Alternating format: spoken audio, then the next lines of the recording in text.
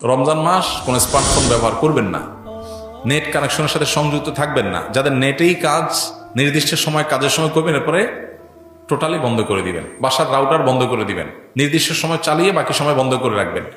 Decision নেন, দেখবেন আপনার রমাদানের অন্য 10টা-20টা প্রস্তুতির চেয়ে এই একটা প্রস্তুতি আপনার রমাদানকে অনেক বেশি অর্থবহ করে দিবে ইনশাআল্লাহ। দ্বিতীয়ত, রমাদান মাসে আনহেলদি, অস্বাস্থ্যকর এবং আমাদের জন্য ক্ষতিকর এবং অপ্রয়োজনীয় অতিরিক্ত খাবার গ্রহণ করা থেকে রমজানে বিরত থাকে।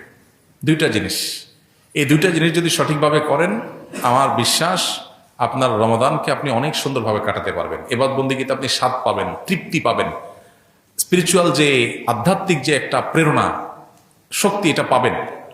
এই যে চোখের জেনা হয় সোশ্যাল মিডিয়াতে, এই যে আপনার ডোপামিন সোশ্যাল মিডিয়াতে একটার পর একটা আনন্দ, বেদনা, হাসি, খুশি, বেদনা, বিভিন্ন ইস্যুগুলো আমাদের মনোযোগকে বিভিন্নভাবে বিক্ষিপ্ত করে ফেলে।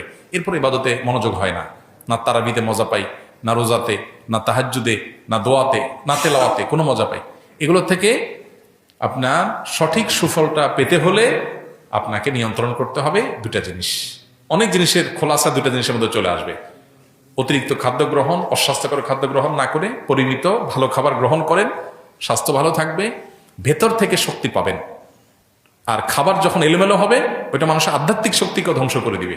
এবং তার সাথে মোবাইল ফোনের নিয়ন্ত্রণ, এই দুইটা জিনিস ডিসিশন নেন এবং আপনি লিখে রাখেন, ইনশাআল্লাহ হবে ইজনিল্লাহ আপনার জীবনের শ্রেষ্ঠ রমজান আপনি কাটাতে পারবেন এই দুইটা প্ল্যান করার মাধ্যমে। আল্লাহ আমাদেরকে তৌফিক দান করুন, হিম্মত লাগে এটার জন্য, সৎসাহস লাগে।